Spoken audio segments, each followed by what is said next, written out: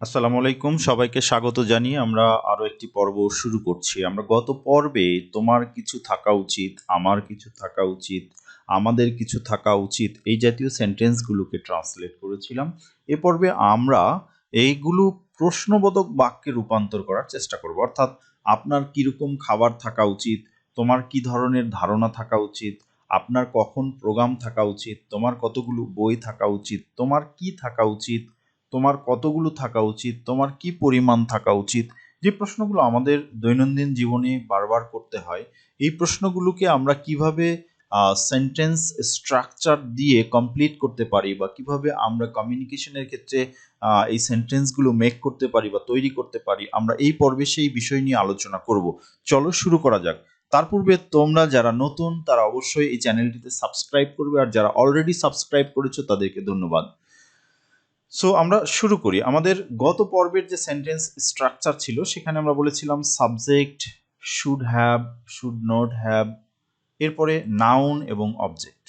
যেমন আমরা এখানে বলছি আমাদের দেশপ্রেম থাকা উচিত।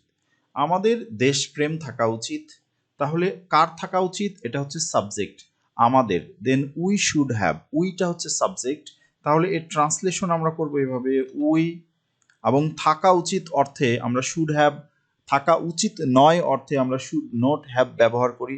সুতরাং আমাদের এই সেন্টেন্সটিতে আমাদের থাকা উচিত এই কথাটা আছে, দেন আমরা বলবো we should have, should have. এখন আমাদের সাবজেক্ট স্ট্রাকচার অনুযায়ী আমাদের সাবজেক্ট হচ্ছে উই, শুড হ্যাভ তো আছেই, অথবা শুড নট হ্যাভ। দেন নাউনটা হচ্ছে আমাদের দেশপ্রেম। সো আমাদের দেশপ্রেম থাকা উচিত, এই সেন্টেন্স এর স্ট্রাকচারে আমরা অবশ্যই বলবো উই শুড হ্যাভ। দেন আমাদের কি থাকা উচিত? সেটা হচ্ছে দেশপ্রেম। আর দেশপ্রেমের ইংরেজি যদি আমরা জানি তাহলেই কিন্তু আমরা এই সেন্টেন্সটিকে কমপ্লিট করতে পারবো এবং আমরা এটাকে ট্রান্সলেট করতে পারবো। আর দেশপ্রেমের ইংরেজি হচ্ছে প্যাট্রিয়টিজম, প্যাট্রিয়টিজম। সো এই শব্দটি আমাদের কাছে নতুন হতে পারে, আমরা একটু এটা মনে রাখবো। Patriotism, so PATRI, patrio, right? TISOM, SOM, patriotism, sorry SM, patriotism. So এই হচ্ছে আমাদের সেন্টেন্স, যেটা আমরা বলছি আমাদের দেশপ্রেম থাকা উচিত, we should have patriotism, patriotism, right? Patriotism, so আমাদের দেশপ্রেম থাকা উচিত। এখন এটা হচ্ছে আমাদের একটা পজিটিভ সেন্টেন্স, অ্যাসার্টিভ সেন্টেন্স। আমরা এই সেন্টেন্সটাকে যখন ইন্টারোগেটিভ করতে চাই তখন আমাদের যেটা করতে হয়, should have, should not have, এই জাতীয় সেন্টেন্সগুলোকে আমরা প্রশ্নবোধক করার সময় সাধারণত কি থাকা উচিত, আহ, এই ধরনের প্রশ্ন যখন করি তখন WH ওয়ার্ড আমরা ব্যবহার করি। সো WH ওয়ার্ড বলতে আমরা যেটা বুঝি সেটি হচ্ছে what, where, when, how, how many, how much, যেগুলোতে প্রশ্নবোধক বাক্যে রূপান্তর করার জন্য হোয়াট প্রথমে আসে এরকম শব্দ, অথবা ডব্লিউ সামনে আসে এরকমের শব্দ, অথবা এইচ সামনে আসে এরকম শব্দ ব্যবহার করা হয়। এই ডব্লিউ অথবা এইচ দ্বারা শুরু করা যে প্রশ্নবোধক শব্দগুলো আছে সেগুলোকে আমরা বলি WH ওয়ার্ড। সো আমরা যদি এটা বলতে চাই আপনার কি রকমের খাবার থাকা উচিত, তাহলে এর ট্রান্সলেশন কি হবে সেটা বোঝার আগে আমরা এইটা বুঝি যে এর পজিটিভ সেন্টেন্স বা অ্যাসার্টিভ ফর্মটা আসলে কি। তাহলে আপনার খাবার থাকা উচিত, রাইট? সো আপনার খাবার থাকা উচিত, আপনার খাবার থাকা উচিত এর ইংলিশ হচ্ছে ইউ শুড হ্যাভ। আপনার থাকা উচিত, শুড হ্যাভ, আপনার থাকা উচিত, কি থাকা উচিত আপনার? আপনার খাবার থাকা উচিত, রাইট? সো খাবার, you should have, you should have food, right? Food. So আপনার খাবার থাকা উচিত। এখন বলছে যে আপনার কি ধরনের খাবার থাকা উচিত বা কি রকমের। সো কি রকমের বা কি ধরনের, এই শব্দটি যখন আমরা ইংরেজিতে ট্রান্সলেট করি তখন তার জন্য আমরা যেটা ব্যবহার করি সেটা হচ্ছে what kind of, right? What kind, kind of. So আমরা কি রকমের বা কি রকম এই ধরনের সেন্টেন্সের ক্ষেত্রে যেটা ব্যবহার করি সেটা হচ্ছে হোয়াট কাইন্ড অফ। অথবা আমরা আরেকটি শব্দ ব্যবহার করতে পারি বা শব্দগুচ্ছ ব্যবহার করতে পারি, সেটি হচ্ছে what short of, short of, অথবা আমরা বলতে পারি what type of, right? What type of, type of, মানে কি রকমের বা কি ধরনের। সো এই তিনটি বা এরকমের আরো অনেক শব্দ থাকতে পারে যেগুলো আমরা ব্যবহার করে কি রকমের অর্থ তৈরি করি। সুতরাং আমরা বলছি যে আপনার কি রকমের খাবার থাকা উচিত, এর পজিটিভ ফর্ম হচ্ছে আপনার খাবার থাকা উচিত, আর আপনার খাবার থাকা উচিত এর ট্রান্সলেশন হচ্ছে you should have, you should have. সুতরাং you should have food, right, you should have food, তোমার খাবার থাকা উচিত। সুতরাং আমি যদি প্রশ্ন করি আপনার কি রকমের খাবার থাকা উচিত, তাহলে বলবো what kind of, what kind of, what kind of food, right, what kind of food মানে কি রকমের খাবার। শুড ইউ হ্যাভ, আমরা আগের সেন্টেন্সে পজিটিভ সেন্টেন্সে ইউ শুড হ্যাভ বলেছিলাম, বাট যখন আমরা প্রশ্নবোধক করব তখন শুডটাকে সামনে নিয়ে আসবো। সুতরাং আমরা বলবো what kind of food should you have, right, should you have. So আপনার কি ধরনের খাবার থাকা উচিত এর প্রশ্ন হচ্ছে, প্রশ্নের এই প্রশ্নের ইংরেজি ট্রান্সলেশন হচ্ছে what kind of food should you have. সুতরাং আমরা কিন্তু এটা প্রশ্ন খুব সহজেই তৈরি করতে পারবো। আমি যদি বলতে চাই যে আমার কি ধরনের খাবার থাকা উচিত, তাহলে বলবো what kind of food should I have. যদি তাদের বলি তাহলে বলবো what kind of food should they have. What kind of food should they have মানে তাদের কি ধরনের খাবার থাকা উচিত। সুতরাং আমরা এটা বলতে পারি রহিমের কি ধরনের খাবার থাকা উচিত, তাহলে বলবো what kind of food should Rahim, you এর জায়গায় আমরা বলবো রহিম হ্যাভ। সো রহিমের বাবার কি ধরনের খাবার থাকা উচিত, তাহলে আমরা বলবো what kind of food should Rahim's father have, Rahim's father have. এইভাবে কিন্তু আমরা এই প্রশ্নগুলোকে বিভিন্ন ধরনের বিভিন্ন ব্যক্তির জন্য প্রযোজ্য বা ব্যক্তির জন্য প্রয়োগ করতে পারি। সুতরাং এই গেল একটি ফর্ম প্রশ্ন করার। এখন আমরা দ্বিতীয় যে বাক্য এখানে দেখছি সেটি হচ্ছে তোমার কি ধরনের ধারণা থাকা উচিত।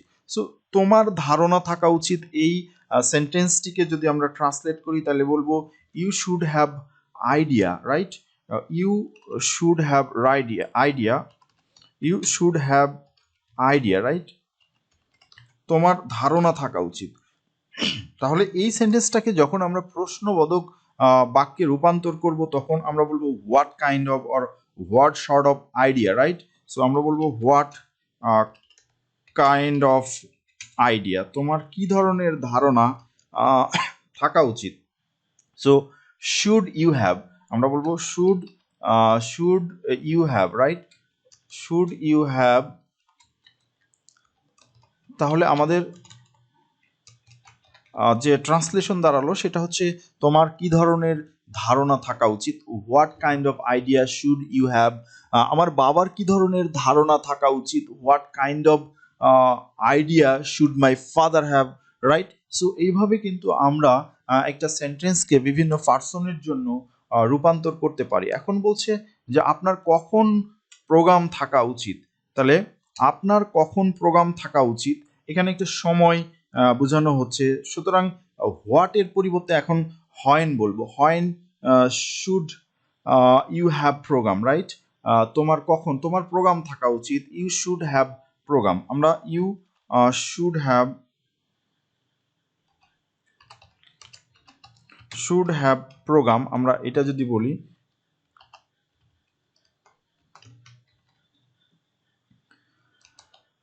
You should have programme, right, you should have program, আমরা যদি এইটা বলি তাহলে তোমার প্রোগ্রাম থাকা উচিত।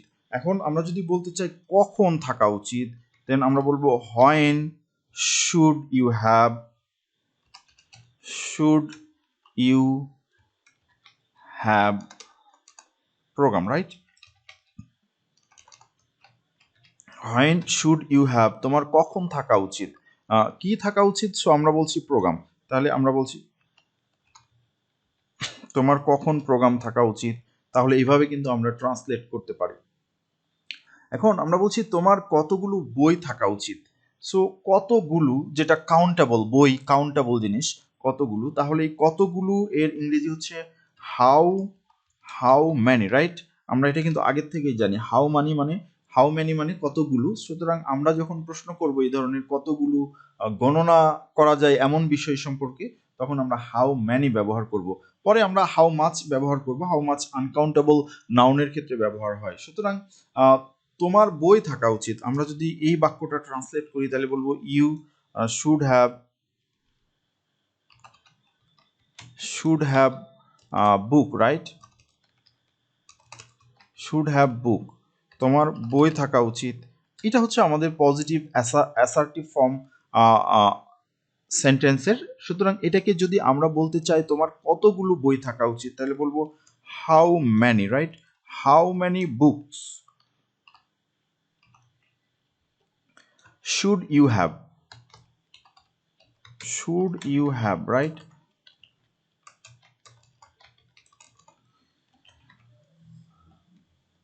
তোমার কতগুলো বই থাকা উচিত, তাহলে তোমার কতগুলো কলম থাকা উচিত। How many pens should you have আমরা এরকম বলতে পারি যে রহিমার কতগুলো বই থাকা উচিত। How many books should Rahima have. So আমরা যদি বলি কামালের কতগুলো বই থাকা উচিত, তাহলে বলবো how many books should Kamal have. এরকম করে আমরা বলতে পারি। অথবা আমরা বলতে পারি আমার ভাইয়ের কতগুলো বই থাকা উচিত, তাহলে বলবো how many books should my brother have, right? So এইভাবে কিন্তু আমরা এই সেন্টেন্সটাকে ডিফারেন্ট পার্সনের জন্য তৈরি করতে পারি। এখন তোমার কি থাকা উচিত, তোমার থাকা উচিতের ইংরেজি যদি আমরা করি, তাহলে আমরা তোমার কি থাকা উচিত এর ইংরেজিটা করতে পারবো। সো তোমার থাকা উচিতের ইংরেজি হচ্ছে ইউ শুড হ্যাভ, তোমার থাকা উচিত। সো তোমার কি থাকা উচিত, হোয়াট, আমরা জানি যে হোয়াট মানে কি, তাহলে বলবো what should you have, right? So what should you have, তাহলে তোমার কি থাকা উচিত। আমরা কিন্তু এই প্রশ্নটা করতে পারলাম। হোয়াট শুড ইউ হ্যাভ, তোমার কি থাকা উচিত। হোয়েন শুড ইউ হ্যাভ, তোমার কখন থাকা উচিত, আমরা এটা বলতে পারি। তো তোমার কি থাকা উচিত এর ইংরেজি হচ্ছে হোয়াট শুড ইউ হ্যাভ, কারণ ইউ শুড হ্যাভ মানে তোমার থাকা উচিত, তোমার কি থাকা উচিত, সেই জন্য কি এর পরিবর্তে আমরা হোয়াট নিয়ে আসলাম এবং শুডটাকে সামনে নিয়ে এসে ইউটাকে পরে দিলাম, সাবজেক্টটাকে পরে দিলাম এবং আমাদের ভাব থেকে গেল। সুতরাং হোয়াট শুড ইউ হ্যাভ মানে হচ্ছে তোমার কি থাকা উচিত। এখন তোমার কতগুলো থাকা উচিত, কতগুলো যেটা আমরা আগে ট্রান্সলেট করেছি হাউ ম্যানি, তোমার কতগুলো বই থাকা উচিত। সুতরাং how many should you have, আমরা বলবো how many should you have. সুতরাং আমরা যদি বলতে চাই তোমার কতগুলো থাকা উচিত, তাহলে বলবো how many should you have. But আমরা যদি কোনো একটা বিষয় সম্পর্কে বলতে চাই, তাহলে সেই বিষয়টা আমরা এই ব্র্যাকেট যে স্থানে আছে এই স্থানে বসাবো। যেমন তোমার কতগুলো বই থাকা উচিত, দেন আমরা বলবো how many books should you have. তোমার কতগুলো পেন থাকা উচিত, then how many pens should you have, right? এভাবে কিন্তু আমরা এখানে আমাদের পছন্দের বিষয়টা সম্পর্কে প্রশ্ন করার জন্য সেই বিষয়ের ইংলিশ ফর্ম এখানে বসিয়ে কিন্তু ট্রান্সলেট করতে পারি।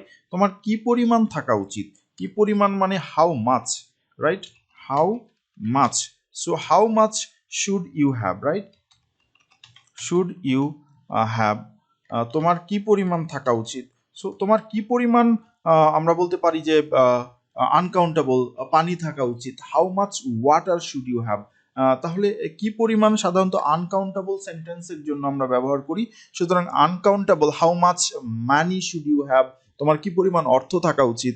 এভাবে কিন্তু আমরা আমাদের সেন্টেন্সগুলোকে ট্রান্সলেট করতে পারি এবং আমাদের কমিউনিকেশন চালিয়ে নিতে পারি। সুতরাং এই ধরনের সেন্টেন্সগুলো আমাদের প্রতিনিয়ত বারবার করে প্র্যাকটিস করতে হবে। যদি আমরা প্র্যাকটিস করি, তাহলে আমরা একসময় এটা ফ্লুয়েন্টলি প্রয়োগ করতে পারবো এবং আমাদের কমিউনিকেশনটা আরো উন্নত হবে। ধন্যবাদ সবাইকে। আসসালামু আলাইকুম।